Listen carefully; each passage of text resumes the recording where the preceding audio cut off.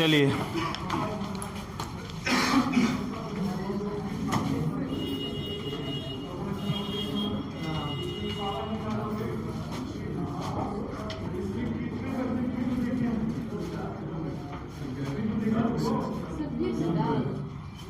अच्छा दाब पढ़ा चुके थे।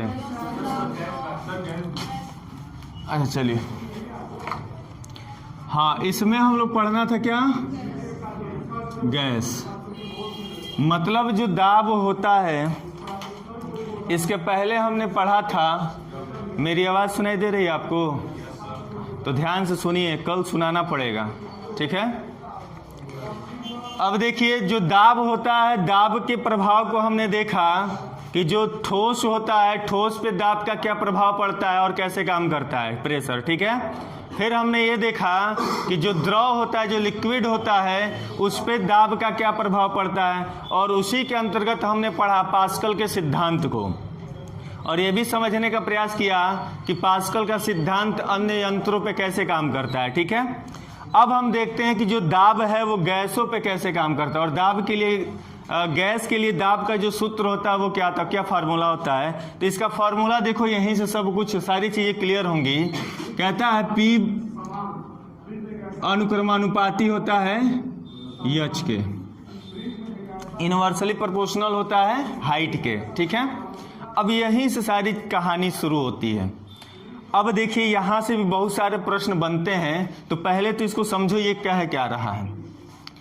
दाब का जो प्रभाव है हम देख रहे हैं गैस पे, ठीक है ना, और उसके लिए जो फार्मूला होता है वो होता है P व्युत्क्रमानुपाती 1/H। क्लियर है?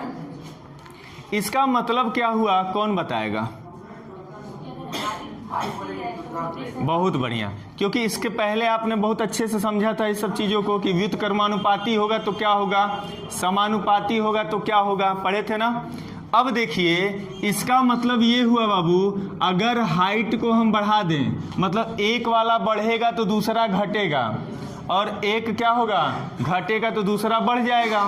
तो देखिए अगर हम हाइट बढ़ा दें तो प्रेशर क्या हो जाएगा, घट जाएगा। व्युत्क्रमानुपाती का मतलब यही हुआ ना कि एक को अगर हम बढ़ा रहे हैं तो दूसरा घट जाएगा। अब ये कैसे हो रहा है, ठीक है, अब ध्यान दीजिएगा।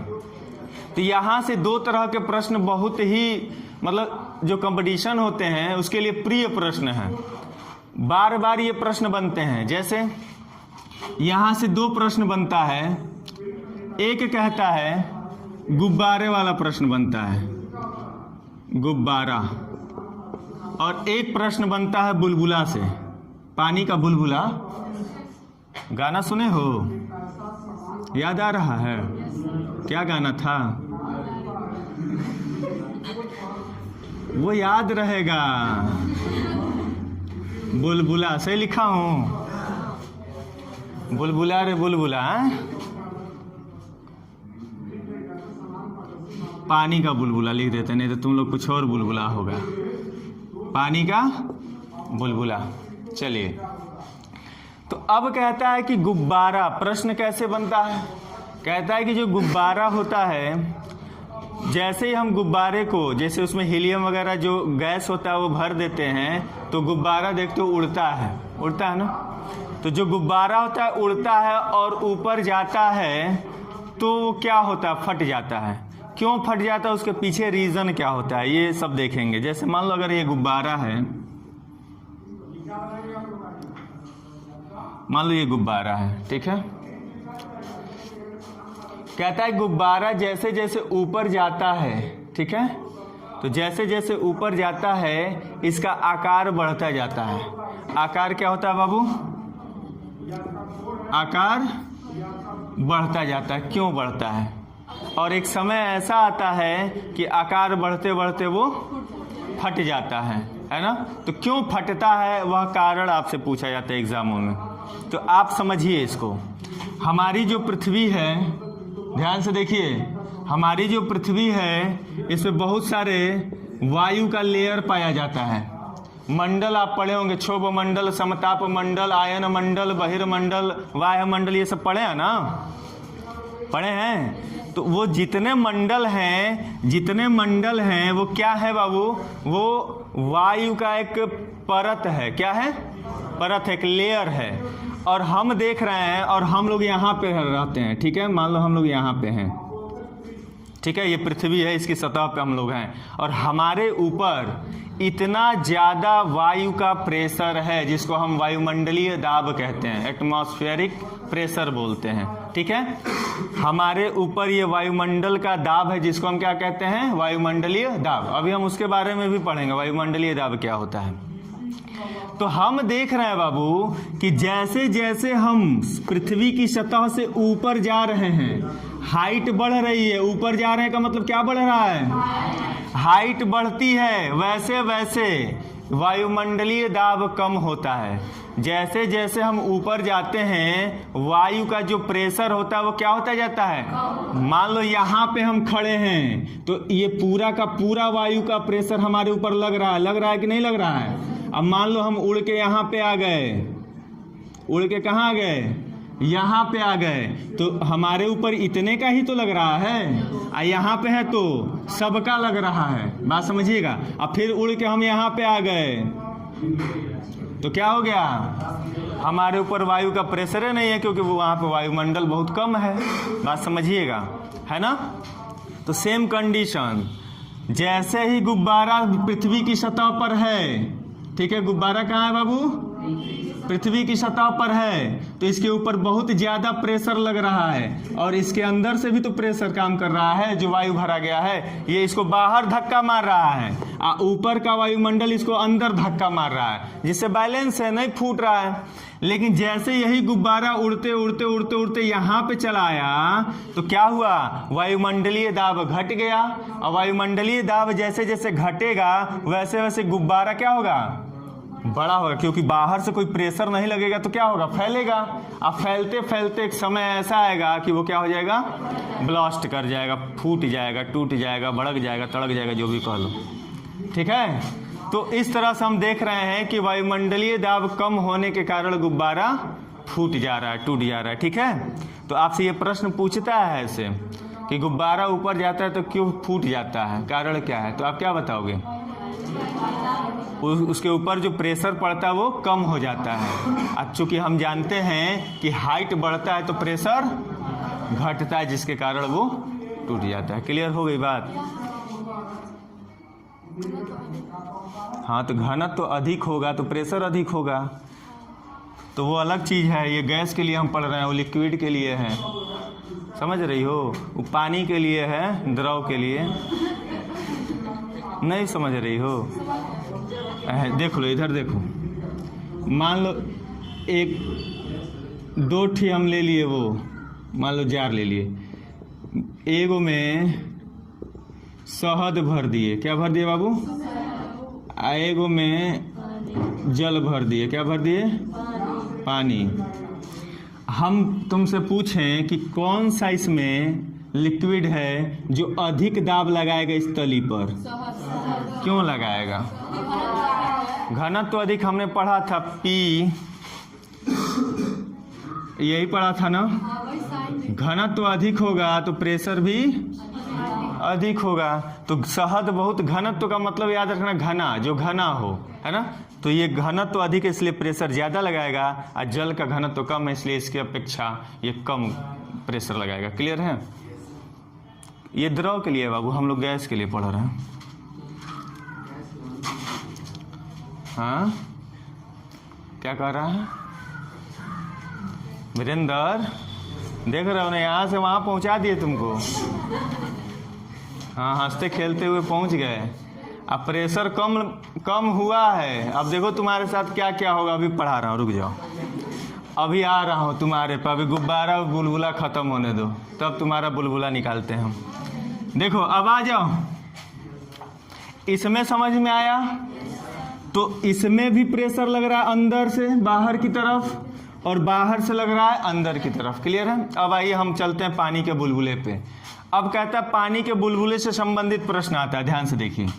अब पानी के अंदर आते हैं हम लोग। तो जो पानी होता है, मान लीजिए पानी है, इसके अंदर आप देखोगे बुलबुला बनता है, बुलबुला बनता है। मान लो एक बड़ा है, छोटा है, तो पानी के अंदर जो बुलबुला बना है बाबू, इसके अंदर का दाब भी तो ज़्यादा है। जो जितना बड़ा बुलबुला होगा उसके अंदर उतना ही दाब ज़्यादा होगा। तो ये क्या करेगा, ये अंदर से बाहर की तरफ प्रेशर लगा रहा है, तभी तो अंदर पानी के अंदर रहते हुए भी वो फूट नहीं रहा है। लेकिन यही बुलबुला जब ऊपर चढ़ेगा, ऊपर की तरफ भागेगा, वैसे वैसे पानी का प्रेशर इसके ऊपर कम होगा, आइए इसका आकार क्या होगा, बढ़ेगा। अब बढ़ेगा, सतह पर आते आते फूट जाएगा। तो ये भी प्रश्न आता है कि पानी का बुलबुला सतह पे आकर क्यों टूट जाता है, क्यों फूट जाता है? तो बता दोगे?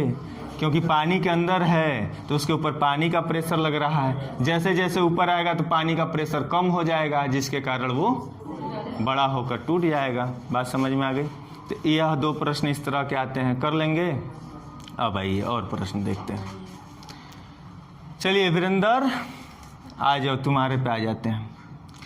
अब एक प्रश्न आता है, कहता है कि जब हम ऊंचाई पर जाते हैं, ठीक है, ऊंचाई पर जाते हैं तो हम देखते हैं, जैसे हम यहाँ सतह पर हैं, मान लो वीरेंद्र सतह पर बैठा हुआ है, आराम से खड़ा है। अब हम देख रहे हैं हमारे ऊपर इस वायुमंडल का दाब पड़ रहा है। वायुमंडल का क्या पड़ रहा है? दाब पड़ रहा है। तो हमारी जो आँखें हैं, ठीक है, इन आँखों पर भी वायुमंडल प्रेशर बाहर से बना रहा है। तो आँखें बहुत स्थिर हैं, अच्छे से काम कर रही हैं, और उतना प्रेशर झेलते झेलते हमारी आदत पड़ गई है। लेकिन जैसे ही हम ऊंचाई पर जा रहे हैं, मान लो हवाई जहाज़ में बैठ गए, मान लो वीरेंद्र हवाई जहाज़ में बैठ गया,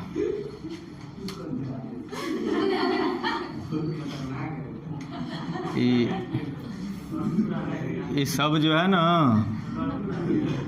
ये लड़ाकू विमान है, हवाई जहाज है, इसी में वीरेंद्र बैठा है आराम से, ठीक है। अब ये हवाई जहाज लेके ऊपर चला गया, ऊपर जा रहा है, तो अब कह रहा है कि अरे बाप, अब हमारा आँख दर्द कर रहा है। तो आँख क्यों दर्द कर रहा है? अब फिर थोड़ी देर बाद और ऊपर गया तो कह रहा हमारे नाक से खून आने लगा। क्यों? नाक से विनाश लग रहा, फूट गया कहते हैं लोग ना गांव में।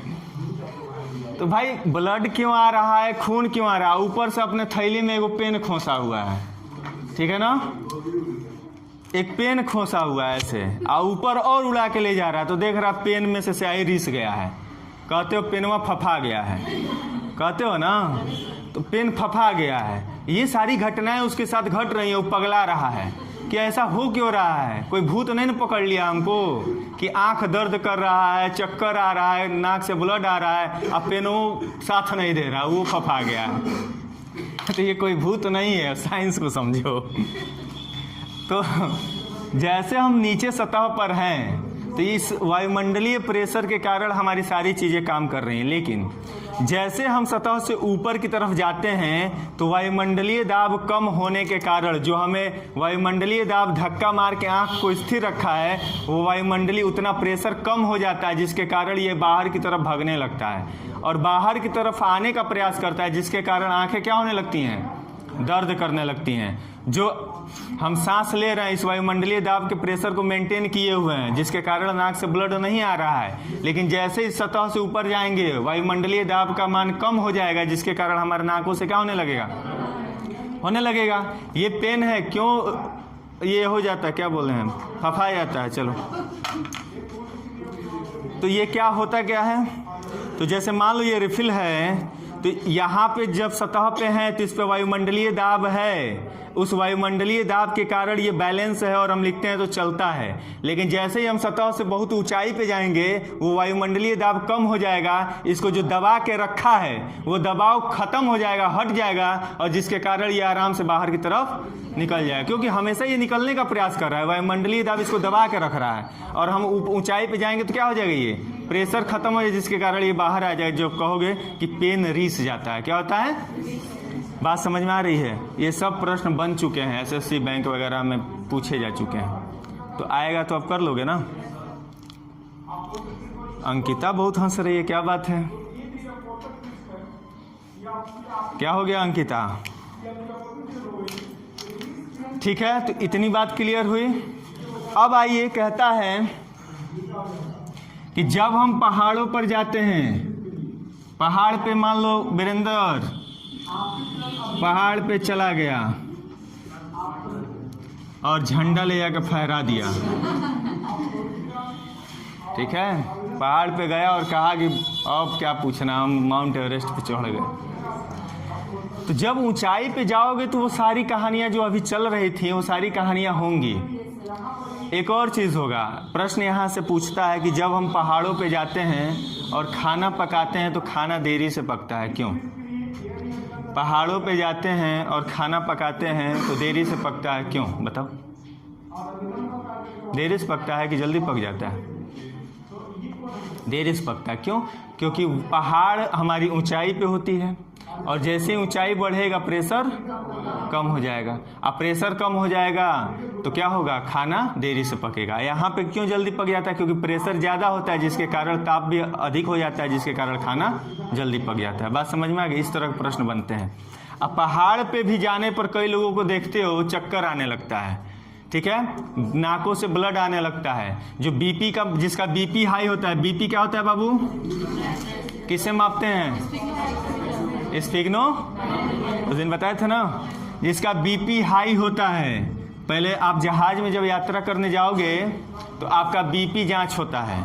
अगर बीपी हाई है तो जहाज में यात्रा करने से आपको मना कर दिया जाता है। क्यों? रसगुल्ला खिला दोगे?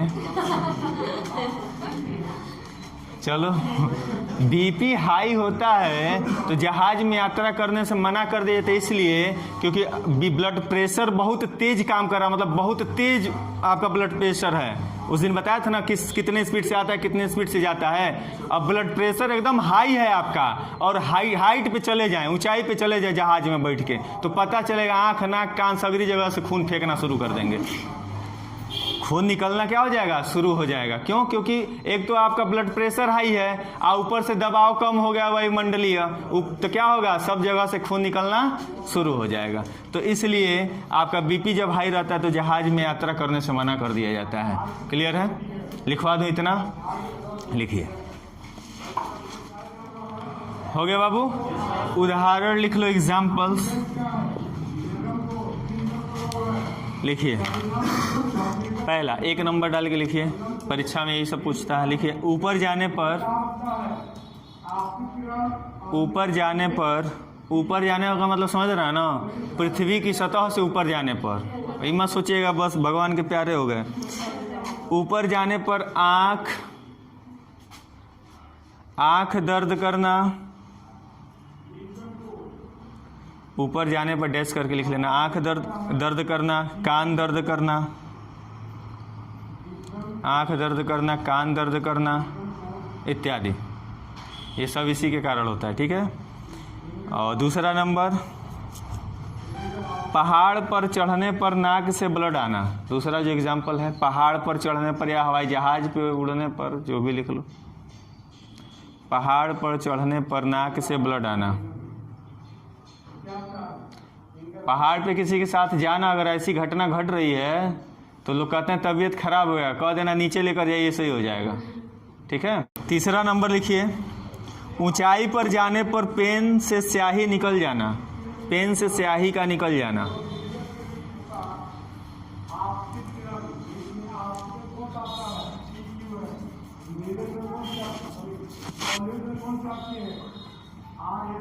ठीक है।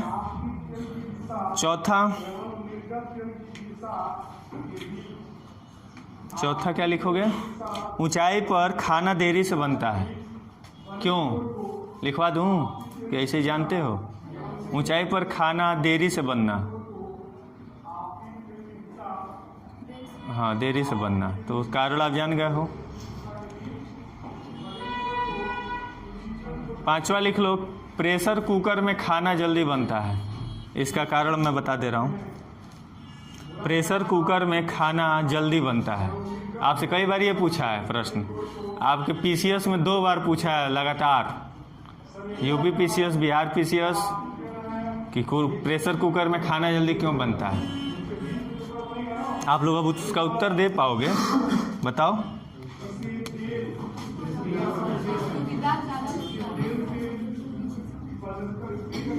क्या लगता है?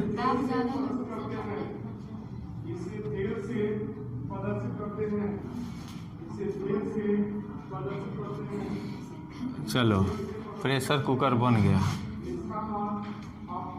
ढक्कन लग गया। प्रेशर कुकर में खाना क्यों जल्दी बनता है बाबू? क्योंकि प्रेशर कुकर नाम ही है प्रेशर, इसमें प्रेशर क्या हो जाता है? अधिक हो जाता है। जब हम उसको पैक कर देते हैं तो जो उसमें जल की मात्रा होती है कुकर में, वो वाष्प भाप बनता है, और भाप में आप पढ़े होंगे गुप्त उष्मा होती है ना।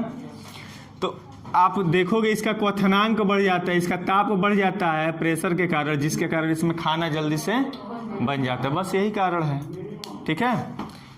पानी जो जल होता है उसका बॉइलिंग पॉइंट क्या होता है जी? क्वथनांक कितना होता है? अच्छा, सिंपल भाषा में सुनो, पानी कितना डिग्री सेल्सियस पर खौलता है? बता दिए। पानी 100 डिग्री सेल्सियस पर खौलता है, मतलब पानी का बॉइलिंग पॉइंट जो होता है वो 100 डिग्री सेल्सियस, मतलब क्वथनांक कितना होता है? 100 डिग्री सेल्सियस। क्वथनांक क्या होता है पता है? चलिए देख लीजिए यहीं पे, ये इसका टॉपिक नहीं है लेकिन समझ लो। वाष्पीकरण जो होता है ना बाबू, वाष्पीकरण कैसे रहेगा? इधर से रहेगा, ऐसे रहेगा। सही लिखा हूँ? वाष्पीकरण सही लिखा है जी? चलिए, वाष्पीकरण 2 तरीके से होता है। एक होता है वाष्पन और एक होता है क्वथन, और इसी में आता है क्वथनांक, ठीक है ना। तो वाष्पीकरण का मतलब आप क्या जानते हो बताओ? इस टॉपिक में नहीं है, पूछ रहा हूँ, बताओ। हाँ, जब जल भाप बन के ऊपर जाता है उसी क्रिया को हम क्या कहते हैं? वाष्पीकरण। लेकिन यह 2 तरीके से होता है, ध्यान से सुनिएगा। यह कितने तरीके से होता है? 2। एक वाष्पन होता है और एक क्वथन। जब द्रव मतलब जब पानी धीरे धीरे वाष्पीकृत हो, गैस में परिवर्तित हो, जब द्रव धीरे धीरे किस में परिवर्तित हो रही है? गैस में, तो वह क्रिया हमारा कहलाता है वाष्पन। और जब द्रव बहुत तेजी से गैस में परिवर्तित हो जाए, बहुत तेजी से, तो वह क्रिया क्वथन। जैसे मान लो 1 बाल्टी पानी हम ले लिए, ठीक है, इसको गर्म कर रहे हैं, तो ये क्या होगा? गर्म होगा, धीरे धीरे उड़ता रहेगा, धीरे धीरे, तो यह क्रिया क्या कहलाएगी? वाष्पन। और तवा खूब गर्म है, रोटी बनाते हो, तवा खूब गर्म है, हाथ से लेके छिटकारा मारो छट से, तो तुरंत भाप में उड़ गया, तो वह क्रिया, वो भी वाष्पीकरण की ही क्रिया, लेकिन वो क्या है? क्वथन है। वहां पे भाप बहुत तेजी से बन रहा है तो क्वथन है। और जिस ताप पे यह क्रिया होगी, जिस ताप पे वह क्रिया होगी, जिस टेम्परेचर पे होगा, वही उसका क्वथनांक कहलाएगा। बात समझ में आ गई? हम लोग खाली मुंडी हिलाते हो। चलिए, तो ये बात समझ में आ गई। चलिए अब आ जाओ, हम लोग पढ़ते हैं। मिटा दूं? कोई दिक्कत नहीं? बता पा रहे हैं?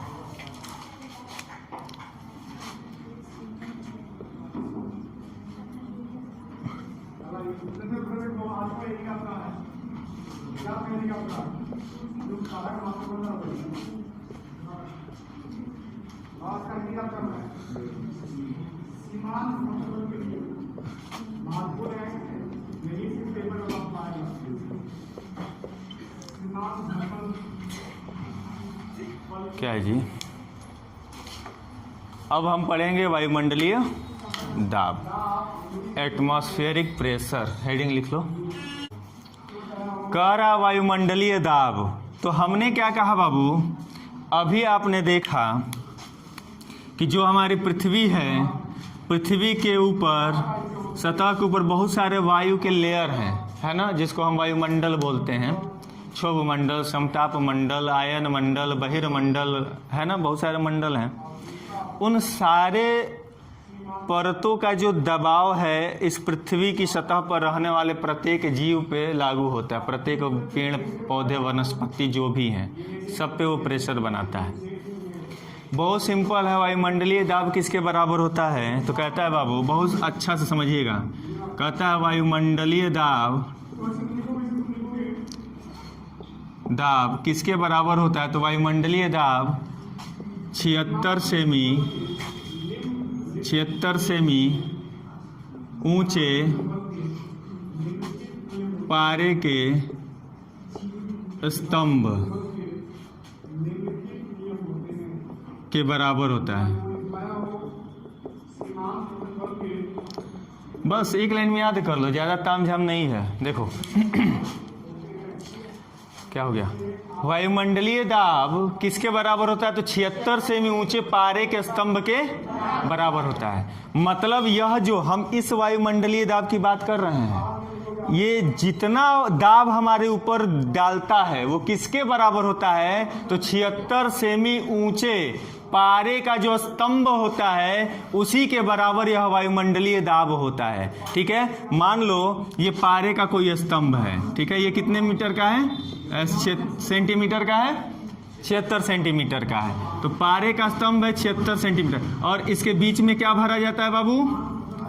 पारा भरा जाता है, Hg मरकरी जिसको बोलते हो पारा। तो पारा भरा जाता है। तो 76 सेमी ऊंचा जो ये स्तंभ है पारे का, 76 सेमी ऊंचा पारे का जो स्तंभ है, जितना प्रेशर यहाँ पे बनाता है, जितना यहाँ पे दाब बनाता है, वह दाब किसके बराबर होता है? वायुमंडलीय दाब के बराबर होता है। जैसे मान लो रॉड आ गया, चलो इसी से पिटाई होगी। अब मान लो कि ये 76 सेमी लंबा एक स्तंभ है, ऊंचा एक स्तंभ है, और इसमें हमने क्या भर दिया है? पारा भर दिया है।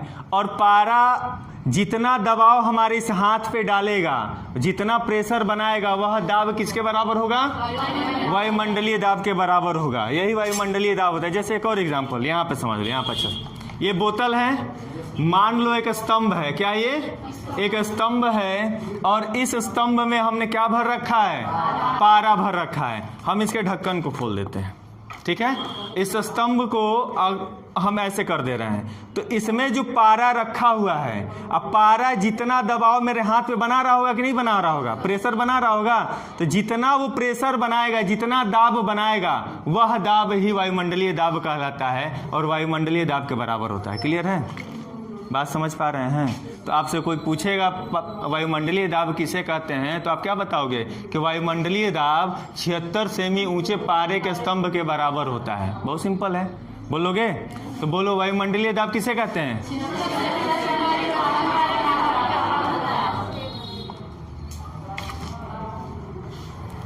देखो पारा और सब लग गया।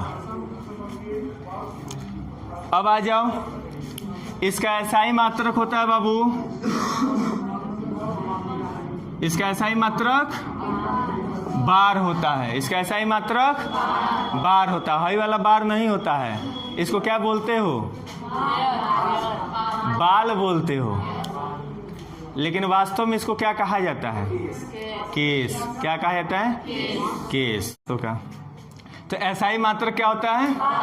बार होता है। ठीक है, एक बार बराबर बाबू होता है, पूछता है आपके एग्जाम में, एक बार बराबर होता है 10⁵ न्यूटन प्रति मीटर स्क्वायर, या इसी को बोल सकते हो 10⁵ पास्कल। क्या बोल सकते हो? पास्कल। इसको बोल सकते हो ना पास्कल आप, या फिर 10⁵ न्यूटन प्रति मीटर स्क्वायर बोलिए, या फिर 10⁵ पास्कल बोलिए, बात एक ही है। क्लियर है? अब आइए, एक और प्रश्न यहां से बनता है। प्रश्न क्या बनता है कि जो वायुमंडलीय दाब होता है वो किससे मापा जाता है? किस यंत्र से मापा जाता है ना? बहुत बढ़िया। तो वायुमंडलीय दाब मापने के लिए हम बैरोमीटर का उपयोग करते हैं। किसका? बैरोमीटर का उपयोग करते हैं। ये बहुत ही इंपॉर्टेंट है, बहुत ही महत्वपूर्ण है। बैरोमीटर का उपयोग कर, लिखिए नहीं अभी, सुनिए। तो वायुमंडलीय दाब किससे मापा जाता है? बैरोमीटर से। अब यहाँ से 3 तरह के प्रश्न बनते हैं। यहाँ से कितने तरह के? 3 तरह के प्रश्न बनते हैं। कहता है कि जो बैरोमीटर होता है, मान लो ये बैरोमीटर है। क्या बाबू? बैरोमीटर है, और इसमें क्या भरा हुआ है? पारा भरा हुआ है। क्या भरा हुआ है? पारा। कहता है कि बैरोमीटर में जब पारा अचानक गिरने लगे, धड़ाक से गिर जाए, क्या हो जाए? बहुत तेजी से गिर जाए, तो जब बैरोमीटर का पारा अचानक गिरने लगे, क्या अचानक लिखो या तेजी से गिरने लगे तब मौसम में क्या बदलाव होता है बाबू? आंधी और तूफान आने की संभावना होती है। जब बैरोमीटर का पारा अचानक गिरने लगे तब हम समझ जाएंगे कि अब यहाँ पे मौसम खराब होने वाला है। आंधी या फिर तूफान आने की संभावना देता है। ठीक है ना, आने की संभावना होती है। ठीक है ना। बैरोमीटर से हम मौसमों का पूर्वानुमान लगाते हैं। पूर्वानुमान का मतलब पहले से अनुमान लगाते हैं कि मौसम कैसा रहेगा। दूसरा कंडीशन, जब बैरोमीटर का पारा धीरे धीरे नीचे आए, अचानक ना आए, कैसे आए? धीरे धीरे नीचे आ रहा है। तो पारा जब क्या है बेटा? देखो फिर बेटा बोल दिए। पारा, बुरा मत मानना बाबू आप लोग, हम आदत से मजबूर हैं। पारा धीरे धीरे पढ़ाते पढ़ाते बेटा निकल ही जाता है। पारा धीरे धीरे नीचे आए तब क्या होगा बाबू? वर्षा होगा। क्या होगा? वर्षा होने की संभावना है। ठीक है। और तीसरा कंडीशन होता है कि जब पारा धीरे धीरे ऊपर जाए, जब पारा धीरे धीरे ऊपर चढ़ता है। ठीक है। अब पारा यहाँ आ गया, अब धीरे धीरे कहाँ जा रहा है? ऊपर की तरफ जा रहा है। तब हमारा मौसम क्या होने की संभावना है? साफ सुथरा रहेगा, एकदम टंच मौसम में घूम के आओ जाओ कहीं पे। ठीक है। तो पारा क्या होगा बाबू? जब धीरे धीरे ऊपर चढ़ेगा तब मौसम साफ होने की संभावना है। साफ होने की ये संभावना लिखना जरूरी है। एकदम नहीं कह सकते साफे होगा, क्योंकि कई बार मौसम वैज्ञानिक कहते हैं आज बारिश नहीं आएगा, उसी दिन बारिश आती है। तो संभावना है, मौसम साफ होने की संभावना है। चलिए लिखवा दूं? इसमें कोई कंफ्यूजन नहीं है ना? तो चलिए एक बार बोलना है, उसके बाद लिखना है। लिखिए नहीं अभी, पहले एक बार चिल्ला लीजिए। एनर्जी आपके पास जो है उसको खर्च कीजिए, कंजूसी मत कीजिए। ठीक है। तो चलिए बोलिएगा, वायुमंडलीय दाब किसे कहते हैं?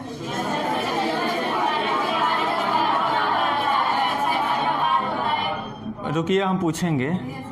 वायुमंडलीय दाब कैसा है मात्रक? एक बार बराबर।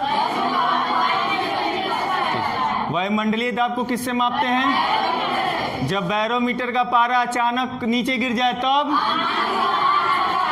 आंधी या तूफान आने की आवाज निकालिए। दांत आपका नहीं देखने के लिए आप बैठे हो आप। चलो बोलो वीरेंद्र। बैरोमीटर का पारा जब धीरे धीरे नीचे आए तब क्या होगा? और जब बैरोमीटर का पारा धीरे धीरे ऊपर चढ़े तो? क्लियर है? लिख लीजिए।